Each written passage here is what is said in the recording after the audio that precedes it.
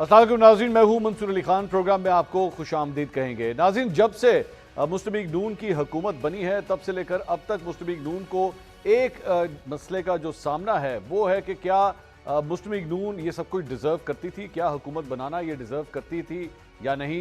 उनके ऊपर ये भी इल्ज़ाम है कि जनाब ये हुकूमत फॉर्म 45 की नहीं बल्कि फॉर्म 47 की हुकूमत है और जितना वोट इसे मिला है वो भी इसका हक नहीं बनता।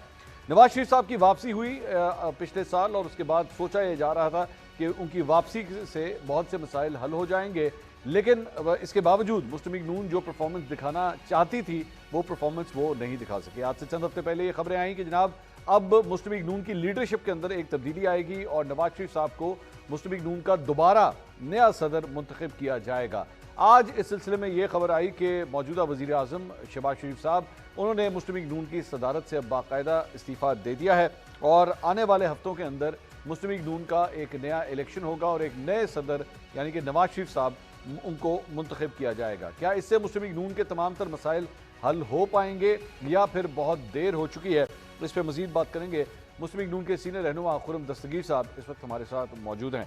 खुर्रम साहब, बहुत शुक्रिया, आपने हमारे लिए वक्त निकाला। नवाज शरीफ साहब को दोबारा पार्टी का सदर बनाने की तरफ पहला कदम उठा लिया गया, शहबाज शरीफ साहब ने इस्तीफ़ा दे दिया है, लेकिन सवाल यह है कि क्या इससे पार्टी के मसाइल हल हो पाएंगे? अवाम के साथ जो आपका डिस्कनेक्ट हो चुका है क्या वो दोबारा कनेक्शन बहाल हो पाएगा? नहीं, पहले तो मैं बसद एहतराम इख्तिलाफ करता हूँ, कोई डिस्कनेक्ट नहीं है। अगर 1 करोड़ 40 लाख पाकिस्तानियों ने 8 फरवरी को शेर के निशान पर मोहर लगाई है तो कनेक्ट तो मौजूद है ना जी, 1 करोड़ 40 लाख पाकिस्तानियों से। तो ये जरूर है कि पार्टी ने आगे बढ़ना है, पार्टी ने एक जो नई नस्ल नए वोटर आ रहे हैं उनसे कम्युनिकेट करना है और अपनी जो जड़ें हैं उनको दोबारा से नई जिंदगी देनी है। और उसके लिए हम सब जो करोड़ों कारकुन हैं मुस्लिम लीग नून के, हम समझते हैं कि इस मकसद के लिए मोहम्मद नवाज शरीफ से बेहतर और कोई शख्स नहीं। एक्चुअली ये जो अभी थोड़ी देर पहले जो बात हो रही थी, आपने कहा कि जी 1 करोड़ 40 लाख लोगों ने वोट दिया। मैं DGISPR का फॉर्मूला इस्तेमाल कर रहा था जिसके मुताबिक उन्होंने तहरीक इंसाफ के हवाले से भी यही बात कही थी कि जनाब आपको इतने % लोगों ने सिर्फ वोट दिया है तो आप जो है वो कुल्ली तौर पे ये भी नहीं कह सकते कि हमें मेजॉरिटी हमारे साथ है। तो इसी तरह आपको भी अगर 1 करोड़ 40 लाख लोगों ने वोट दिया तो फिर 6 करोड़ जो वोट डाले गए उसमें से तो ये बहुत कम शरह बनती है। अगर हम 25 करोड़ अवाम में इसकी भी बात करें या 12 करोड़ वोटर से भी बात करें तो 12 करोड़ लोगों में से सिर्फ 1 करोड़ 40 लाख ने आपको वोट दिया। जी, ये 24% की शरह बनती है, लेकिन इसका मतलब ये नहीं है कि हम डिसकनेक्टेड हैं। अगर 1/4 पाकिस्तानी जो हैं जो वोट डालने वाले हैं उन्होंने मुस्लिम लीग नून का इंतखाब किया, इसका मतलब पार्टी की एक बुनियाद मौजूद है जिसको वसी करना है, ये चैलेंज है। और मुस्लिम लीग नून को अब नून के तौर पर कायम हुए अब 31 साल हो गए हैं, तो लिहाजा अब वक्त बदला है। सबसे ज्यादा जो तब्दीली है वो इब्लाग में तब्दीली आई, कम्युनिकेशन में तब्दीली आई है।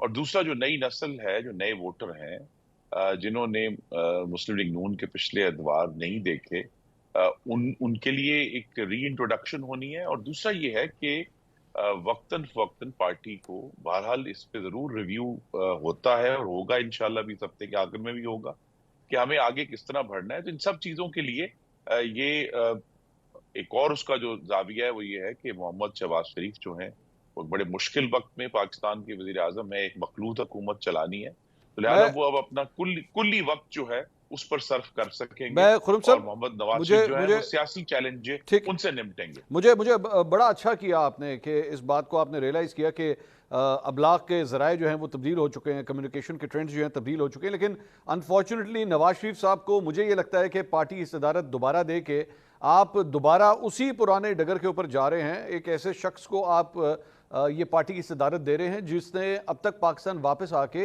एक इंटरव्यू तक नहीं दिया है, टेलीविजन के ऊपर एक इंटरव्यू तक नहीं दिया है, सवाए प्रेस कॉन्फ्रेंसों के या जलसों के एक इंटरव्यू वो आज तक नहीं दे सके। और मुकाबला आपका एक ऐसी शख्सियत के साथ है, मैं इमरान खान साहब की बात कर रहा हूँ, जिनको इंटरव्यू देने में कभी भी कोई प्रॉब्लम नहीं हुई, जो एक महीने में 7-7 8-8 दफ़ा इंटरव्यूज़ दिया करते थे। तो किस तरह कह सकते हैं कि जो नई पौध है वो नवाज शरीफ साहब के साथ इवन कनेक्टेड भी होगी ना? उन्होंने आज तक कभी ट्वीट्स की हैं, मेरे ख्याल में उनका ट्विटर अकाउंट भी कोई और ही चलाता है, तो how will he connect with the new generation? یہ تو یہی ایک تو یہ کام بہت اچھے طریقے سے وزیر اعلیٰ مریم نواز صاحبہ کر رہی ہیں. وہ روزانہ پاکستان کے نوجوانوں سے مل رہی ہیں. آج بھی وہ گئی ہوئی تھیں, انہوں نے ملاقات کی ہے اسٹوڈنٹ سے. تو وہ تو اپنا کام کر رہی ہیں, لیکن صدارت کا عہدہ سنبھالنے کے بعد ہم سب کی یہ توقع ہے جی کہ محمد نواز شریف پہلے سے بہت زیادہ گفتگو بھی کریں گے, اور جو کمیونیکیٹ کرنا ہے وہ بھی کریں گے, اور چاروں صوبوں میں جو دو ہمارے گلگت بلتستان آزاد کشمیر میں وہاں بھی جائیں گے, اور اسینچلی پارٹی کو ریجوینیٹ کریں گے اور ری آرگنائز کریں گے. آپ کے علاوہ ایک اور پارٹی کے اندر جو ابھی سربراہ کی تبدیلی آئی ہے وہ ہے جماعت اسلامی.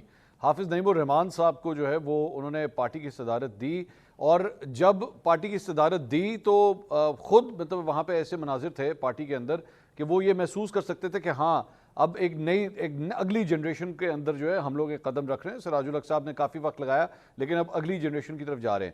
میرے خیال میں مسلم لیگ نواز شاید ایک واحد جماعت ہے جو ابھی تک اپنے آپ کو اسی جنریشن میں لاک کرنا چاہ رہی ہے. اور جب میں نیکسٹ جنریشن کہتا ہوں, بالکل جس طرح آپ نے مریم نواز کی بات کی, وہ ابھی بھی اگلی جنریشن میں جانے کو تیار نہیں ہے, یا وہ سمجھتے ہیں کہ پارٹی ہی یا اگلی جنریشن ہی تیار نہیں ہے کہ وہ لیڈرشپ سنبھال سکے.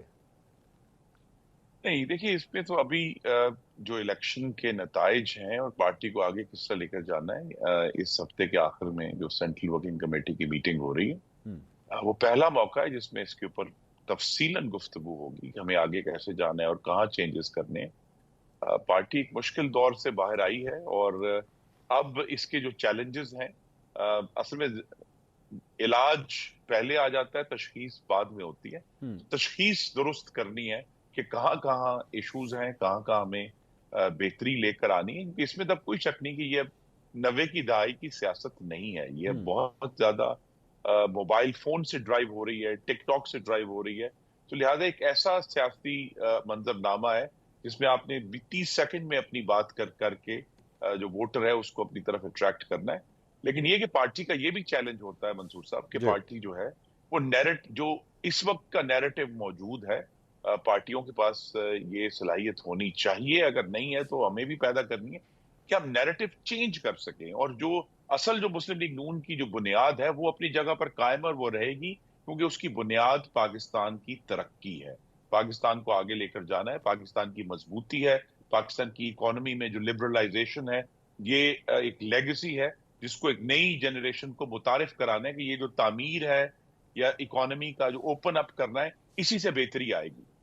اسی ساری چیز کے اندر مطلب ظاہری بات ہے یہ سب کچھ آپ نے پبلک کو تو ایکسیپٹ کروانا ہوگا, لیکن ساتھ ہی ساتھ آپ اس وقت آپ بھی سن رہے ہوں گے کہ ایک اور نئی سیاسی جماعت جو ہے وہ پاکستانی سیاست کے افق کے اوپر سامنے آنے والی ہے. اور حیرانگی کی بات یہ ہے کہ اس میں میجورٹی جو ہے وہ مسلم لیگ نون سے تعلق رکھنے والے لوگوں کی ہے. ان کے نام سامنے آ رہے ہیں. آپ کے سابق وزیر اعظم شاہد خاقان عباسی صاحب, مفتاح اسماعیل, محمد زبیر, زعیم قادری, آصف کرمانی صاحب بھی ناراض ہوئے ہیں, اس طرح اور بھی بہت سے لوگ ہیں لسٹ کے اندر. تو نواز شریف صاحب کی واپسی سے کیا ان لوگوں کو کی ناراضگی دور کرنا کی ایک کوشش کیا شامل ہوگی کہ ان لوگوں کو واپس فولڈ کے اندر لایا جائے؟ جی, میں شکر گزار ہوں. اس سے آسانی ہو جائے گی ڈیفینیٹلی, کیونکہ یہ سب لوگ وہ ہیں جن کے جو بھی اختلافات ہوں پارٹی کے ساتھ, محمد نواز شریف کی حد تک سب متفق ہیں. تو یہ ڈیفینیٹلی اس میں آسانی ہوگی کہ جب وہ پارٹی کے صدر بنیں گے کہ ان سب لوگوں سے دوبارہ بات کی جائے. لیکن اگر وہ ایک نئی جماعت بنانا چاہتے ہیں اور اپنی رائے کا اظہار کرنا چاہتے ہیں, دیکھیں ان کا ویو بھی وہی ہے جس کی طرف میں نے اشارہ کیا ہے, وہ بھی اکنامک لبرلائزیشن چاہتے ہیں, وہ بھی چاہتے ہیں کہ جو ہے پاکستان معاشی طور پر آگے بڑھے اور مضبوط ہو. تو ان کے جو آئیڈیاز ہیں وہ ضرور پبلک کے سامنے لے کر آئیں, لیکن میاں نواز شریف کا صدر بننا جو ہے ان کو واپس لانے میں معاون ہو سکتا ہے. اور خورم صاحب ایک اور جو بہت بڑا ظاہری بات ہے ایک اسٹگما آپ کہہ لیں یا جو بھی لفظ استعمال کریں, وہ نواز شریف صاحب کی اپنی جیت کے حوالے سے ہے کہ ان کی جیت پہ بڑے سوالیہ نشانات موجود ہیں کہ کیا انہوں نے حلقہ این 130 میں الیکشن جیتا بھی تھا یا نہیں جیتا تھا. اب یہ معاملہ آلریڈی ٹریبیونلز کی طرف جا رہا ہے, لیکن اگر ٹریبیونل میں جا کے نواز شریف صاحب کی حوالے سے ان کے خلاف کوئی فیصلہ آ گیا تو عجیب نہیں لگے گا کہ پارٹی کے صدر کی اتنی سبکی کا سامنا کرنا پڑے کہ ان کو ڈی سیٹ کر دیا جائے؟ دیکھیے کیا سرائیاں بے شمار ہیں. اب الیکشن کو 3 مہینے گزر گئے ہیں منصور صاحب, اور ان 3 مہینوں میں جو الزام لگانے والے ہیں کسی بھی معتبر فورم پر ایک بھی معتبر ثبوت نہیں پیش کر پائے. تو لہذا اب وہ وقت جیسے جیسے وقت بڑا بے رحم استاد ہے، جیسے جیسے وقت گزر رہا ہے ان کا یہ کلیم کہ جناب الیکشن میں یہ ہوا، بلکہ جو لیٹسٹ کلیم یہ ہے کہ جی ملک میں کوئی انتشار ہے. ملک میں کوئی انتشار نہیں ہے. ملک سیاسی طور پر اس وقت مستحکم ہے. صرف اگر ایک پارٹی کا جو بانی چیئرمین ہے وہ جیل میں، اس کا جیل میں ہونا سیاسی انتشار کی ڈیفینیشن نہیں ہے. الحمدللہ ملک استحکام کی طرف جا رہا ہے. مہنگائی ہر روز ہماری آنکھوں کے سامنے کم ہو رہی ہے، چاہے وہ اشیائی خورد و نوش ہے، چاہے وہ سیمنٹ ہے، سریا ہے. اسٹاک مارکیٹ نے آج پھر ایک نیا ریکارڈ قائم کیا. پاکستان کے فارن ایکسچینج ریزرو جو ہیں وہ 15 بلین تک پہنچ گئے ہیں. تو ملک تو استحکام کی طرف جا رہا ہے. تو اس کا ایک خود ساختہ بحران جو ہے وہ کسی کے بھی فائدے میں نہیں ہے. اور ہمیں پارلیمان کا آج سے اجلاس شروع ہوا ہے، جو بھی گفتگو کرنی ہے، جو بھی تجاویز ہیں لے کر آئیں. لیکن یہ آپ غور کریں کہ یہ جو بانی چیئرمین کی جماعت ہے، عوام کے مسائل کے حل سے ان کا پوری جو گفتگو سنیں کوئی تعلق نہیں ہے. صرف ایک ہی گردان ہے کہ ایک شخص کو بچانا ہے. لیکن اس ایک شخص کے حوالے سے آپ کے اپنے پارٹی کے سینئر رہنما رانا ثناء اللہ صاحب یہ کہتے ہیں کہ اگر کوئی ان کی گارنٹی دے دے تو پھر اس کے بعد ان کو ضمانت پہ رہا کر دینا چاہیے. اگر میں یہ سٹیٹمنٹ رانا ثناء اللہ صاحب کی جانب سے سن رہا ہوں تو اس کا مطلب ہے کہ کوئی انتشار کو وہ ایکسیپٹ کر رہے ہیں کہ انتشار موجود ہے، اور اگر عمران خان صاحب رہا ہوتے ہیں تو اس سے چیزیں کافی بہتر ہو جائیں گی. اب میں اگر بڑے ادب سے درستگی کرتا ہوں، نے کہا اگر غیر مشروط طور پر مذاکرات کے لیے وہ تیار ہوں تو ہم بات کرنے کے لیے تیار ہیں. اور مذاکرات جو ہیں وہ get out of jail free card پہ نہیں ہونے، وہ میثاق جمہوریت کی نئی شکل پر ہونے ہیں کہ سیاسی جماعتوں نے اس بات پر اتفاق کرنا ہے کہ ملک کو جمہوری طور پر کیسے آگے لے کر جانا ہے. پچھلا جو میثاق جمہوریت ہے اسے کیے ہوئے 18 سال ہو گئے، اس میں ترمیم کی ضرورت ہے. تو لہذا کسی اصول پر مذاکرات ہونے، اور جس طرح رانا صاحب نے کہا ہے اگر غیر مشروط ہوتے ہیں تو پارلیمان کا دروازہ تو ہمیشہ کھلا ہے.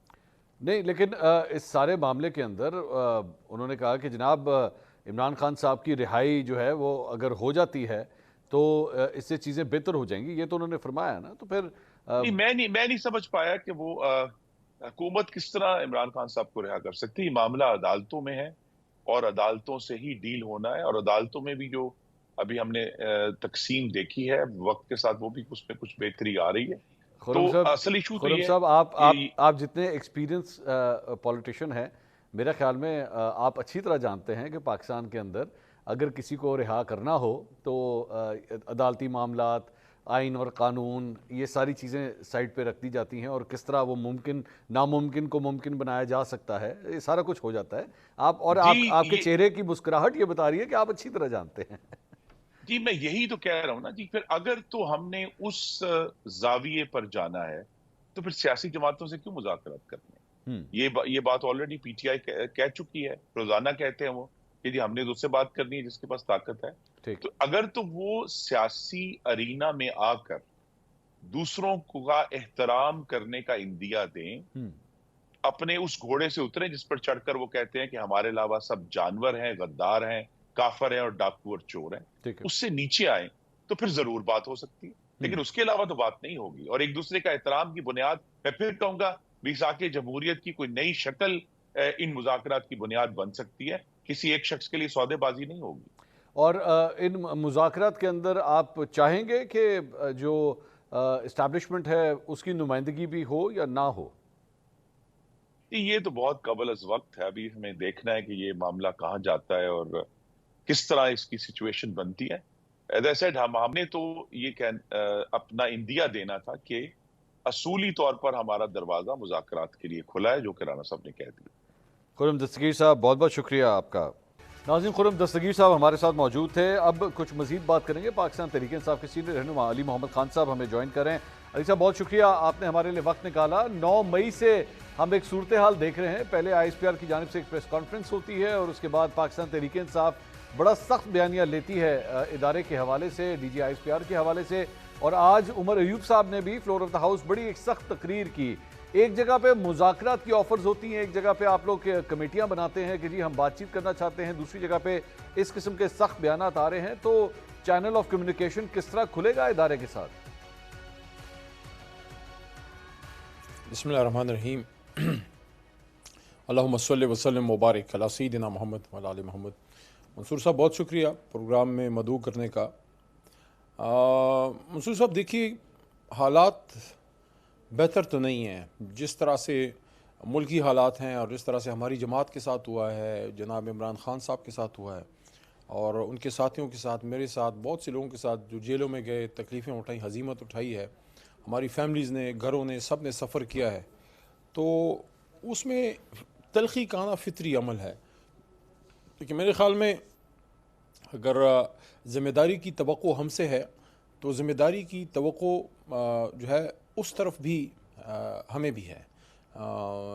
میرا خیال ہے کہ وہ جو 7 تاریخ کی پریس ٹاک تھی D G I S P R صاحب کی، اس کے بعد ایک ریئیکشن آیا اور ماحول اس سے مزید جو ہے وہ تلخ ہوا.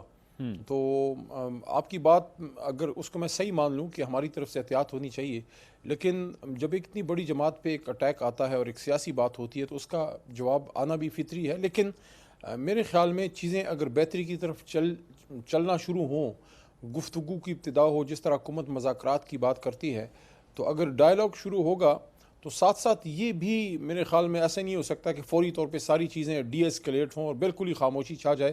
کچھ نہ کچھ اس طرح کے معاملات ہوں گے. لیکن جیسے جیسے مذاکرات کی بات آگے بڑھتی ہے، عمران خان صاحب کی رہائی، اسیران کی رہائی، مینڈیٹ کی واپسی، چیزوں کو نارملائز کرنے کی بات ہوتی ہے، تو وہ تبھی ہوگا منصور صاحب جب خان صاحب ریلیز ہوں گے.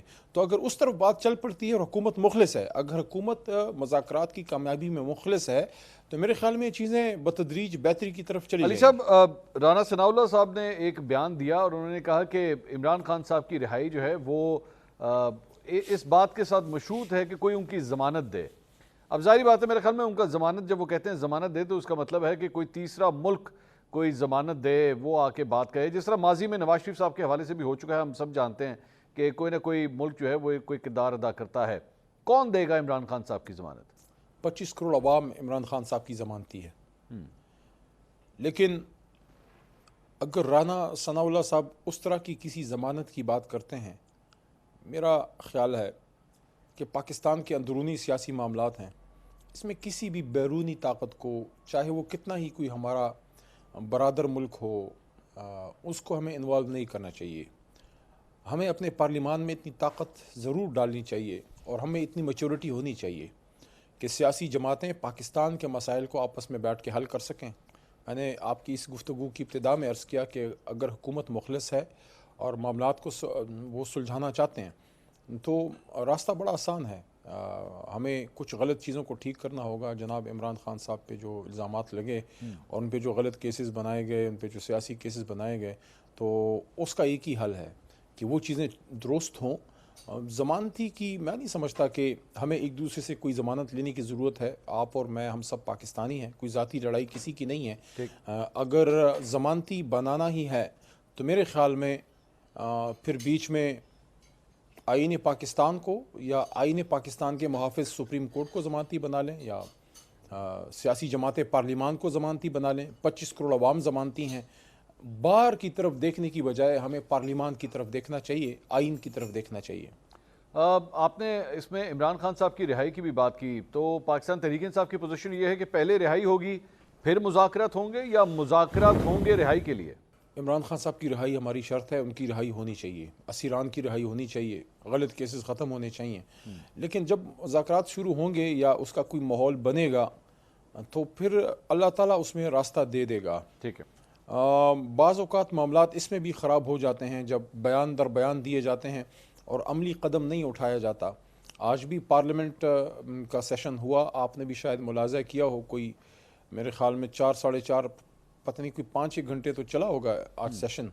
تو اس میں اگر حکومت سنجیدہ ہے معاملات کو ٹھیک کرنے میں تو پھر شہباز شریف صاحب آ کے وہ بات کر دیتے. اگر ان کے وہ سمجھتے ہیں کہ رانا ثناء اللہ صاحب نے جو بات کی اس کے پیچھے اگر شہباز شریف اور حکومت کھڑی ہے، حالانکہ اس حکومت پہ ہمیں سخت اعتراض ہے، ہم اس کے مینڈیٹ کو تسلیم نہیں کرتے، آپ سب کو پتہ ہے، اور وہی تو مدعا ہے مذاکرات میں. دوسرا بڑا مدعا ہی مینڈیٹ کا ہے. لیکن اگر حکومت سنجیدہ تھی، اگر ہے، تو پھر آج جو ڈیفنس منسٹر خواجہ آصف صاحب نے بھی اسپیچ آج کی ہے اور بہت معاملات وہاں خراب ہوئے.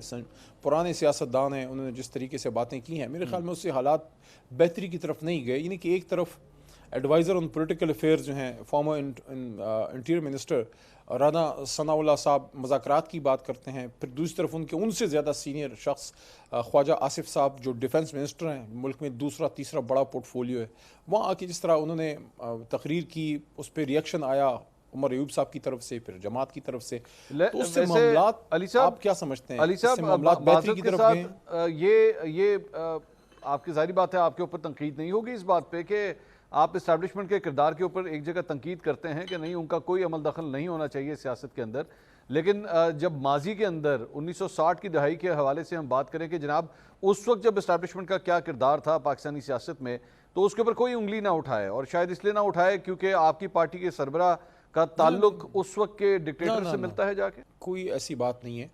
آپ سیاسی بات اور آئینی بات اخلاق کے پیرائے میں کیجیے, اور جتنی دیر آپ نے بات کرنی ہے, گھنٹہ کریں 10 گھنٹے کریں, ہم سنیں گے.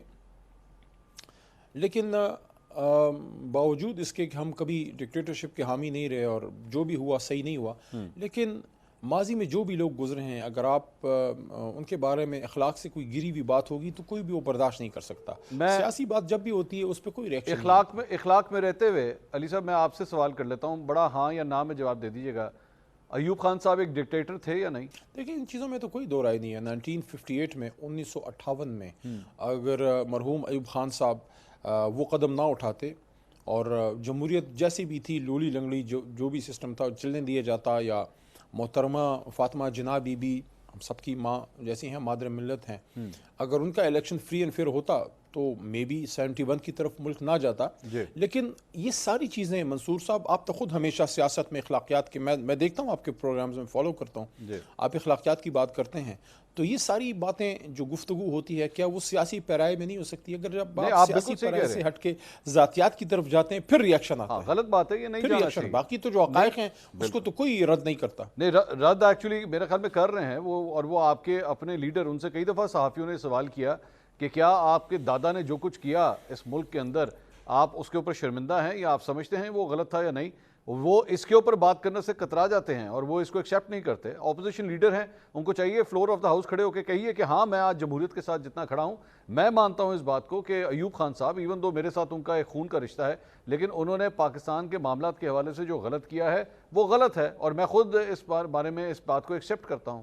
یہ مناسب تو یہ ہوگا کہ عمر ایوب بھائی یہ اس کا جواب دیں, کیونکہ مناسب نہیں ہے میں کوئی بات ایسی کروں, لیکن اصولی بات تو میں نے کر دی ہے کہ پاکستان کی سیاست میں جتنا ہم اس بات کو کنڈیم کرتے ہیں کہ عمران خان صاحب کے ساتھ جو آج ہو رہا ہے, ان کو گولیاں لگی, ان کو جیل میں ڈال دیا گیا, غلط کیسز بنے, بالکل غلط ہے, رجیم چینج ہوئی ہے, ہماری حکومت غلط طریقے سے ختم ہوئی ہے, بالکل آپ کوئی کہہ سکتا ہے کہ عدم اعتماد لائی گئی, لیکن کس طرح آئی اس پہ سوال ہے. لیکن اسی سانس میں ہم یہ بھی کہتے ہیں کہ نواز شریف صاحب کو جب ہتھکڑی ڈالی مشرف صاحب نے, وہ بھی غلط تھا. کسی سیاسی لیڈر کے ساتھ اس طرح نہیں ہونا چاہیے.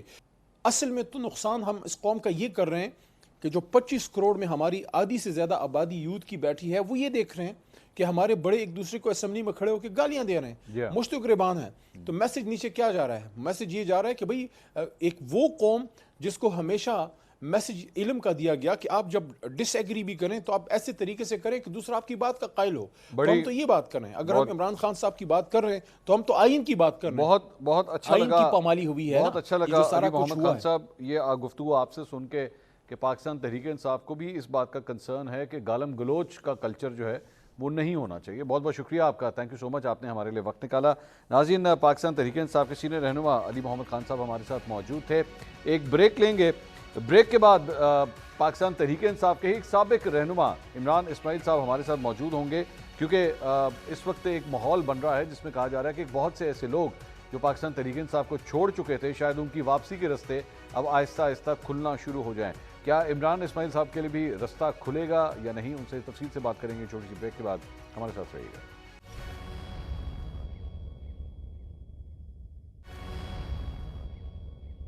हमारी हुकूमत फारिग हुई, एक नैरेटिव बिल्ड होना शुरू हो गया कि पाकिस्तान तहरीक इंसाफ का मुकाबला फौज से है। उस मनूस दिन 9 तारीख को हमला होता है GHQ के ऊपर, कोर कमांडर के घर के ऊपर, उस जहाज के ऊपर जो MM आलम ने उड़ाया था। इंतहाई अफसोसनाक वाकया जिसकी जितनी मजम्मत की जाए कम है। इसकी इंक्वायरी हो और करार वाकई सजा मिले। वो लोग आज बैठ के सोचें जिन्होंने खान साहब के गिर्द बैठ के इस तरह की एडवाइजेस दी और अजीब अजीब नामों से हमने पुकारा, कभी मिस्टर एक्स, कभी वाई, कभी डर्टी हैरी, कभी कुछ। मैं यहाँ पर खान साहब आपको खुदा हाफिज कहता हूँ और पाकिस्तान तहरीक इंसाफ को अल्लाह हाफिज कहता हूँ। नाज़रीन, इमरान इस्माइल साहब साबिक गवर्नर सिंध और पाकिस्तान तहरीक इंसाफ के साबिक रहनुमा, इनकी गुफ्तगू आपने सुनी। ये 27 मई 2023 की एक प्रेस कॉन्फ्रेंस थी जिसमें इमरान इस्माइल साहब ने उस वक्त पाकिस्तान तहरीक इंसाफ को अलविदा किया था। एक साल अब पूरा होने जा रहा है और पाकिस्तान तहरीक इंसाफ में अब चंद लोगों की वापसी की बातें भी होना शुरू हो चुकी हैं कि वो लीडर्स जो किसी मजबूरी में या अपनी मर्जी से छोड़ के गए थे उन्हें अब वापस भी लिया जाना चाहिए। और चंद लोगों से आरिफ अलवी साहब की मुलाकातें भी होना शुरू हुई हैं, उनसे उनके कॉन्टैक्ट्स भी होना शुरू हुए हैं। इमरान इस्माइल साहब इस वक्त हमारे साथ मौजूद हैं, उनसे इस बारे में बात करते हैं कि क्या वो वापस जाने के ख्वाहिशमंद हैं और अगर जाना चाहते हैं तो किन शराइत पे जाना चाहेंगे। इमरान साहब, बहुत बहुत शुक्रिया, आपने हमें ज्वाइन किया। आपको PTI छोड़े हुए अब तकरीबन 1 साल होने जा रहा है, लेकिन अब वापसी की बातें मुख्तलिफ रहनुमाओं के हवाले से हो रही हैं। फवाद चौधरी साहब का नाम भी लिया जा रहा है। आपकी क्या राय है, या अभी भी 1 साल पहले जो आपने ऐलान किया था आप उसी पे कायम हैं? बिस्मिल्लाहिर्रहमानिर्रहीम। नहीं, जो 1 साल पहले ऐलान किया था वो भी जाहिर है कि मैं बार बार कह चुका हूँ कि दिल से नहीं किया था, मजबूरियों की वजह से किया था। और आज भी मेरी इमरान खान से कोई तकरीबन 1993 से एफिलिएशन है। मैं तकरीबन 27-28 साल का था उस वक्त जब मैं खान साहब को मिला था और शौकत खानम के लिए हमने काम शुरू किया था। उसके बाद शौकत जब PTI बनी तो भी मैं बानी अरकान में से था, फिर उसके बाद तब भी मैं खान साहब के साथ रहा। और अक्सर मेरा ये कहना है कि इमरान खान सिर्फ लीडर ही नहीं, मेरे को एक बहुत अजीज दोस्त भी हैं जो मेरे दिल के करीब हैं। मैंने 32-33 ईयर्स का एक अरसा उनके साथ गुजारा, 32 ईयर्स का। तो मेरा जाहिर है कि एक बहुत करीबी ताल्लुक़ है उनके साथ, एक, और वो इस तरह नहीं टूट सकता।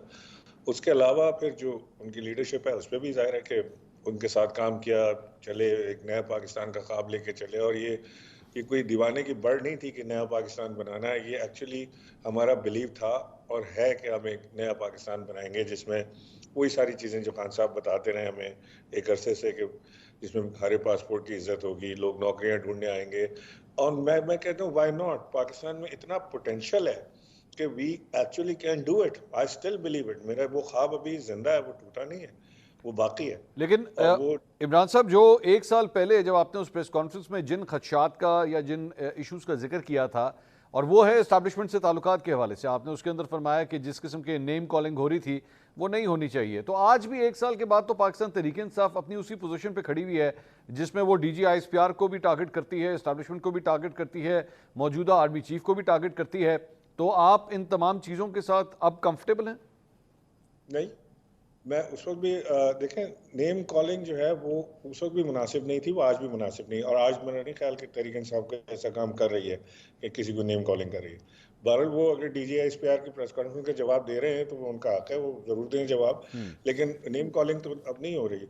और देखें, इमरान खान लीडर हैं, हमारे दोस्त हैं, भाई हैं, रहनुमा हैं, जो कुछ भी आप कह लें, लेकिन इख्तिलाफ तो हम रख सकते हैं उनसे। और हम, मुझे याद है कि हमारी जो कोर कमेटी की मीटिंग्स हुआ करती थी और हमारी जो किचन कैबिनेट की मीटिंग्स हुआ करती थी, खुल के इख्तिलाफ इमरान खान साहब से किया करते थे। एंड कभी मुझे एहसास ऐसा नहीं हुआ कि उनको कोई चीज़ हमारी बुरी लगी हो। After all is a human being, बुरी लगती भी होगी बात, तो ऐसा एक्सप्रेस कभी इन्होंने नहीं किया कि उनको हमारा बोलना बुरा लगा। बल्कि जो लोग इख्तिलाफ रखते थे उनसे वो पहले राय लेते थे कि तुम बताओ तुम्हारी क्या राय है, तुम्हारा डिफरेंट व्यू आता है। तो इस तरह से मैंने तो कभी नहीं देखा कि उनको कोई नाराज़गी हुई उस चीज़ की। और उसी चीज़ का बरमला इज़हार मैंने उस वक्त भी किया था कि नेम कॉलिंग जो है वो मुनासिब चीज़ नहीं है, और आज भी मैं इस बात तो इमरान साहब, इस अरसे में पिछले चंद हफ्तों में क्या पाकिस्तान तहरीक इंसाफ से आपसे कोई राब्ता हुआ, किसी ने कुछ कहा, या आपने कोई राब्ता किया? नहीं, मेरा अपने पुराने दोस्तों से राब्ते हैं, जैसे सैफुल्लाह नियाज़ी हैं या फवाद चौधरी हैं या और दूसरे लोग हैं। बहुत ज़्यादा तो नहीं है जो राब्ते में रहे, लेकिन कुछ लोग हैं जो अभी तक उसके बाद से आज तक राब्ते में हैं, क्योंकि बहुत पुराने हमारे واسطے تعلق داریاں بن گئی ہیں تو ایک دوسرے کو اس طرح ڈمپ کرنا جو ہے وہ شاید ممکن بھی نہ رہا ہو کچھ لوگوں کے لیے, کچھ لوگوں نے کیا بھی ہوگا وہ. لیکن ایک چیز ہے کہ اس سارے پیریڈ میں وہ جو مولا علی کا ایک قول ہے کہ پیسہ اور پاور ملنے کے بعد بندہ بدلتا نہیں, اس میں اس کی اصلیت سامنے آ جاتی ہے. تو وہ ایک اس دور کو بھی دیکھا اور پھر اس کے بعد جو دوسرا دور دیکھا کہ جس میں آپ کے اوپر پریشر ہو اور آپ کے پاس پاور نہ ہو اور آپ بالکل ڈمپ کیے جا چکے ہوں یا پولیٹیکلی آپ اتنے وائبل نہ رہے ہوں, تو اس وقت بھی دیکھا بہت سارے لوگوں کو بدلتے ہوئے چہروں کو. تو ایکسپیرینس اب جو جس مشکلات میں پاکستان تحریک انصاف پھنسی ہوئی ہے, آپ کی کیا رائے ہے؟ آپ ایک بڑا اپنے ٹائم گزارا ہے پی ٹی آئی کے ساتھ, آپ کی کیا رائے ہے؟ اگر 3-4 چیزیں ان کو کرنی چاہیے جس کی وجہ سے معاملہ ٹھیک ہوں, وہ کیا آپ کی تجاویز ہوں گی؟ دیکھیں, ایک تو میں سمجھتا ہوں کہ تحریک انصاف کو مذاکرات کے لیے سب سے دروازے کھول دینے چاہیے. میری ابھی تک یہ بات سمجھ سے باہر ہے کہ ہم کیوں کسی پہ پابندی لگائیں کہ ہم پی ایم ایل این سے بات نہیں کریں گے یا پیپلز پارٹی سے بات نہیں کریں گے یا ایم کیو ایم سے بات نہیں کریں گے یا کسی سے بھی فار دیٹ میٹر. تو میرا خیال ہے کہ سیاسی جماعتوں کو سیاسی جماعتوں سے رابطے رکھنے چاہیے. عمران صاحب, میں یہاں پہ ایک قطع کلامی کی معذرت, آپ وہ شخص ہیں جس نے گانا گایا تھا نیکسٹ اسٹاپ پٹیالہ, ٹھیک ہے؟ اب ظاہری بات ہے آپ کے اوپر یہی سوال ہوگا کہ جناب آپ خود گانا گاتے رہے کہ یہ چور ہیں, ڈاکو ہیں, لٹیرے ہیں. پی ٹی آئی کے لوگ آپ سے یہی سوال کریں گے جناب ہمیں اس لائن پہ آپ نے لگا دیا کہ نیکسٹ اسٹاپ پٹیالہ, پھر آپ کہتے ہیں کہ انہی سے بات کی جائے. اس کا کیا جواب دیں گے آپ؟ نہیں منصور, دیکھیں بڑی سمپل سی بات. میں اگر مذاکرات کرنے بیٹھ رہا ہوں تو میں آپ سے یہ تو نہیں کہہ رہا کہ میں نے کوئی اپنا کلیم وڈرا کر لیا کہ یہ انہوں نے چوری نہیں کی یا انہوں نے کمیشن نہیں کھائی یا لندن میں اپارٹمنٹ نہیں بنے. وہ ساری چیزیں اپنی جگہ ہیں. جی, ہم تو ایک بیسک پرنسپل پہ میں کہہ رہا ہوں کہ بات ہونی چاہیے, وہ یہ ہے کہ آئین کی بالادستی پاکستان میں قائم ہو, ریٹ آف دا لا جو ہے وہ قائم ہو جائے پاکستان میں. بس اس کے اوپر ہم بات کریں. ہم کیا نیگوشیٹ کریں گے نواز شریف سے, وہ کیا دے دیں گے عمران خان کو یا عمران خان کیا دے دیں گے نواز شریف. ٹھیک, ان دونوں نے تو ہمیشہ پولیٹیکل رائول ہی رہنا ہے. ٹھیک ہے. اسی طرح زرداری صاحب ہیں, لیکن ان کے اندر فلیکسیبلٹی زیادہ ہے کہ زرداری صاحب اور نواز شریف ایک دوسرے کا گلا بھی پکڑتے ہیں اور پیر بھی پکڑتے ہیں. یہاں پہ میں تو صرف اتنی بات کر رہا ہوں کہ ایک براڈ بیسڈ ڈسکشن کا آغاز ضرور ہو جانا چاہیے جس کے اندر پاکستان میں آئین کی بالادستی کے لیے کیا چیزیں کرنی چاہیے, سیاسی جماعتوں کو کیسے آگے چلنا چاہیے, اس کے اوپر بات کر لیں. تو it's glad that I'm hearing this from you now, لیکن اتنے سال تک عمران خان صاحب اسی سٹانس کے اوپر رہے ہیں کہ نہیں ہوگی, کسی قسم کی کوئی بات چیت نہیں ہوگی. تو آپ اب جا کے یہ بات ریئلائز کرتے ہیں کہ خان صاحب ایک غلط رستے پہ چلتے رہے, نہیں کرنا چاہیے تھا نیگوسیشنز. ہمیشہ سیاستدان نیگوسیشنز کے بغیر کس طرح رہ سکتا ہے؟ دیکھیں, غلط صحیح کا میں یہاں پہ وہ فتویٰ نہیں لگا سکتا کہ کیا چیز غلط تھی کیا چیز صحیح تھی. اور کیونکہ میں نے کئی بار عمران خان کو ایسے دیکھا ہے کہ انہوں نے بڑی کوئی ایک انوکھی عجیب بات کر دی جو سیاست میں نہ ہوتی ہو کبھی بھی, اور اس کے بعد میں نے دیکھا کہ وہ فیصلہ ان کا بالکل ٹھیک ثابت ہوا, وہ عوام میں پذیرائی بھی ہوئی. اور اس طرح سے جب آپ متواتر طریقے سے یہ چیزیں دیکھتے ہیں تو آپ تھوڑا سا اپنے مشورے سے بھی پیچھے ہٹتے ہیں کہ یار یہ اس کے فیصلے میرے سے بہتر ہوتے ہیں. اور ظاہر ہے کہ لیڈر وہ ہے اسی لیے کہ اس کے فیصلے ہم سے بہتر ہوں گے, اس کی سوچ ہم سے بڑی ہونی چاہیے. اگر اس کی سوچ ہم سے بڑی نہیں ہے اور فیصلے ہم سے بہتر نہیں کر سکتا تو وہ تو لیڈر کہلانے کے بھی قابل نہیں ہے. سو بار بار میں نے یہ دیکھا ہے.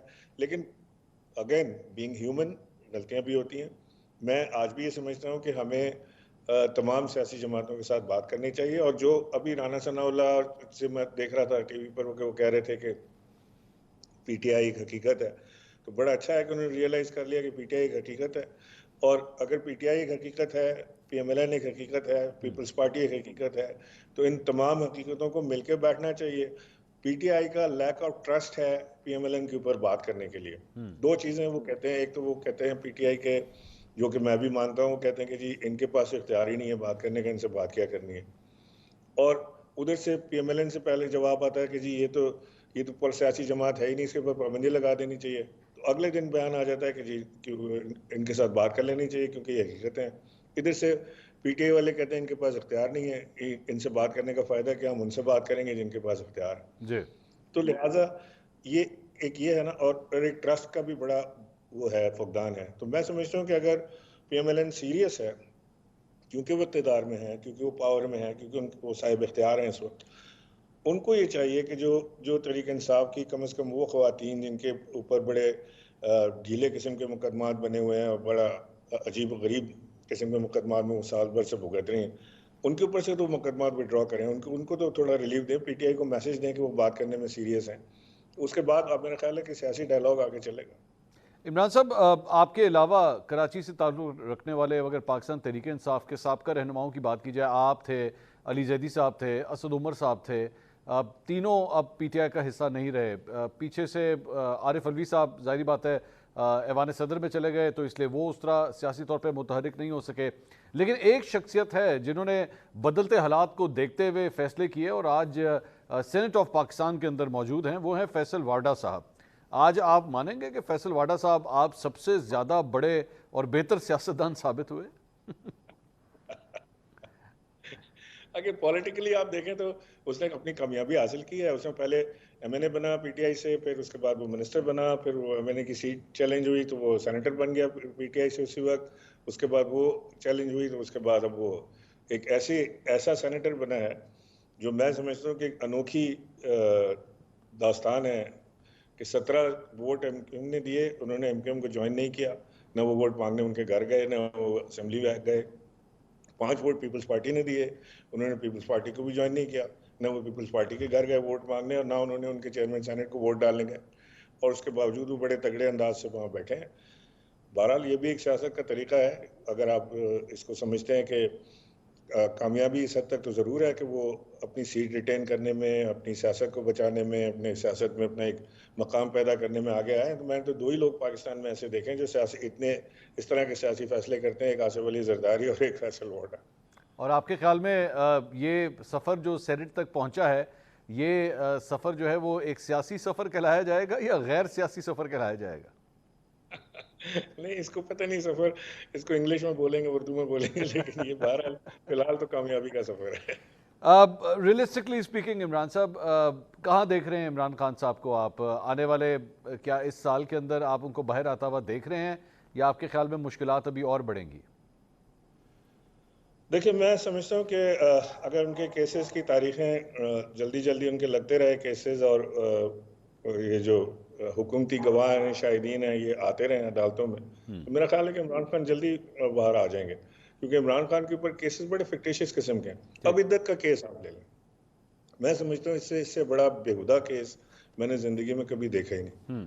आप किसी के निकाह को चैलेंज करके, उसको खातून भी कह रही है कि मेरा निकाह हुआ, मैंने इद्दत पूरी की है, वो बंदा भी कह रहा है मैंने इद्दत पूरी की है, उसकी बच्चियां आके कुरान पे हाथ रख के कह रही हैं इद्दत पूरी, और 14 साल के लिए अंदर करना, वो अंदर देना तो वैसे ही दे दें उसको अंदर। लेकिन ये इतना बेहुदा केस है कि हम अपनी माँ बहनों बेटियों के साथ बैठ के इसके ऊपर डिस्कशन जो टेलीविजन पे होते हैं या सोशल मीडिया पे चलते हैं वो देख भी नहीं सकते। तो इस तरह के केसेस, ये जो तोशाखाना का केस है, ये भी मैं नहीं समझता कि कोई इमरान खान को लेके तोशाखाना का केस है।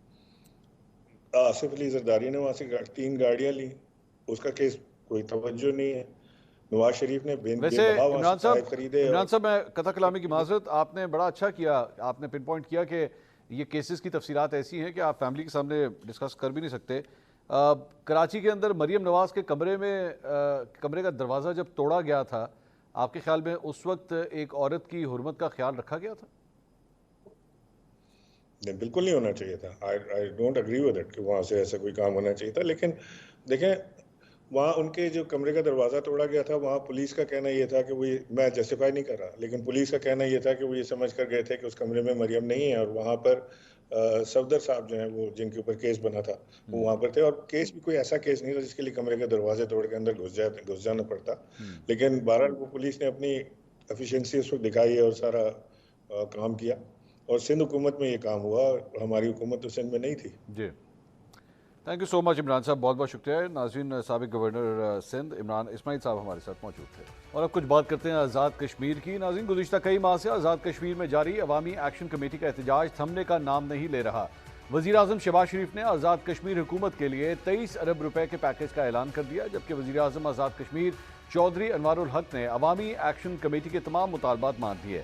आज़ाद कश्मीर में 40 किलोग्राम आटा 2000 रुपये में मिलेगा। बिजली के 100 यूनिट इस्तेमाल करने वाले सार्फिन के लिए फी यूनिट की कीमत 3 रुपये होगी। 300 यूनिट इस्तेमाल करने वाले सार्फिन 5 रुपये फी यूनिट अदा करेंगे। इससे कबल बिजली के बिलों और महंगाई के खिलाफ अवामी एक्शन कमेटी की अपील पर आज़ाद कश्मीर के मुख्तलिफ शहरों में एहतजाज हुआ। एहतजाज और तसादुम के दौरान कई मुजाहिरीन जख्मी और एक पुलिस एहलकार भी जाँ बहक हुआ। आज़ाद कश्मीर की हुकूमत का ये हाल था कि वज़ीर आज़म चौधरी अनवारुल हक मामले की संगीनी को बरवक्त भांप न सके, उल्टा अवाम को सोशल मीडिया को छोड़कर सड़कों पर निकलने का चैलेंज दे डाला। या आपने देखा एक साबिक वजीर आजम के वो 2-4 कारागर्द हैं, वो सोशल मीडिया पे वो चढ़ा देते हैं कि जी वो ढालकोट का पुल भी बंद कर दिया जाएगा, कोहाले का पुल भी। भाई सोशल मीडिया पे तो करो ना बंद, अमली तौर पे तुम्हारे बुजुर्ग करेंगे वहां के। सोशल मीडिया पोस्टों से आप हाइप क्रिएट करके तो गवर्नमेंट को डिफेंसिव करेंगे, इस तरह होता है। नाज़रीन, अवाम ने वज़ीर आज़म आज़ाद कश्मीर का चैलेंज कबूल किया और सबसे पहले डडियाल में एहतजाज किया गया, जिसके बाद यह एहतजाज मुख्तलिफ शहरों तक फैल गया। इस दौरान वज़ीर आज़म आज़ाद कश्मीर मुजफ्फराबाद को छोड़कर इस्लामाबाद के कश्मीर हाउस में आराम करते रहे। जब मामला हाथ से निकलते दिखाई दिए तो आज उन्होंने अवामी एक्शन कमेटी के तमाम मुतालबात तस्लीम कर दिए। क्या आज किए जाने वाले इक़दामात पहले नहीं किए जा सकते थे? क्यों आज़ाद कश्मीर हुकूमत किसी बड़े सहाने का इंतज़ार करती रही? इस पर मज़ीद बात करेंगे। हम न्यूज़ की नुमाइंदा फ़ायज़ा गिलानी इस वक्त मुजफ्फराबाद से हमें ज्वाइन कर रही हैं। तमाम तफसीलात उनसे जानते हैं। फ़ायज़ा, सबसे पहले ये बताइएगा कि आज ऐलान कर दिया गया है कि तमाम मुतालबात अवामी एक्शन कमेटी के मान लिए गए हैं। सबसे पहले तो अपडेट दीजिएगा कि इस वक्त अब आज़ाद कश्मीर में क्या सूरत हाल है? जी बिल्कुल मंसूर, हुकूमत आज़ाद कश्मीर की तरफ से हुकूमत पाकिस्तान की मुदाखलत के बाद मुतालबात तो मानेंगे, लेकिन हालात कैसे यहाँ पर कंट्रोल में रखने हैं इसकी कोशिश नहीं की गई। जैसा ही एक तरफ नोटिफिकेशन वज़ीर आज़म ने प्रेस कॉन्फ्रेंस के दौरान दिखाया, उसके फ़ौरन बाद मुजफ्फराबाद में रेंजर्स की जानिब से फायरिंग का सिलसिला शुरू हो गया, जिसके नतीजे में जो 2 शहरी हैं अब तक जांबाक हो चुके हैं और 19 के करीब जो शहरी हैं वो इस वक्त जख्मी हैं। CMH अस्पताल में उनको मुंतकिल किया गया है और वहाँ पर खून की अशद ज़रूरत है क्योंकि खून मौजूद नहीं है अस्पताल के पास। और इस सारी सूरत हाल के बारे में जब हमने इंतज़ामिया से बात की, हुकूमत आज़ाद कश्मीर के नुमाइंदों से बात की, तो उन्होंने इस लाताल्की का इजहार कर दिया। उन्होंने नहीं बताया कि हमें नहीं पता कि रेंजर्स कैसे आए और उन्होंने कैसे फायरिंग की। हालांकि रेंजर्स दिन को चले वापस जा चुके थे जब शहरियों की जानिब से मुजावरत का सामना उनको करना पड़ा, उनकी जानिब से पथराव किया गया, तो रेंजर्स आज़ाद कश्मीर की हदूद को छोड़कर वापस KPK की हदूद में चले गए थे।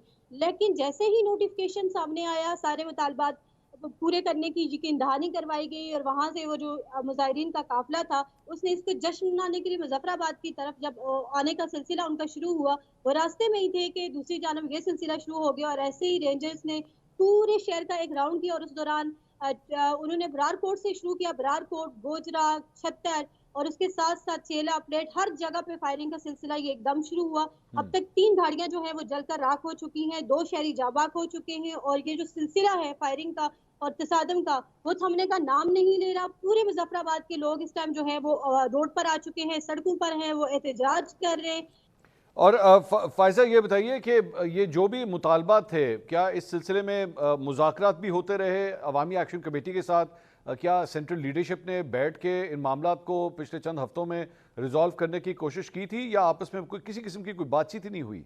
ये शुरू से आटे के मसले पर हुई थी कि आटा जो है वो सब्सिडी नहीं है, मिल नहीं रहा था, तो वहाँ पर रावलाकोट के लोगों ने इस एहतजाज को शुरू किया था। लेकिन फर्दर जब इन्होंने देखा कि कुछ ही 2 महीने बाद जब बिजली के बिल आए और बिल ज़रूरत से बहुत ज़्यादा थे, तो शहरियों ने उस पर एहतजाज किया और उस वक्त हुकूमत आज़ाद कश्मीर को बताया कि हम लोगों का ये मसला है, बिजली के बिल हैं, आटे की सब्सिडी है और जो बाकी मारात हैं हुकूमत आज़ाद कश्मीर की, जो जजेस की हैं, जो एक्स्ट्रा फ्यूल है, मेडिकल है और दूसरे तीसरे इनकी शाखर्चियाँ हैं, क्योंकि हुकूमत आज़ाद कश्मीर आए रोज़ महंगी गाड़ियाँ खरीद रही थी, तो उन्होंने कहा इसको बंद किया जाए।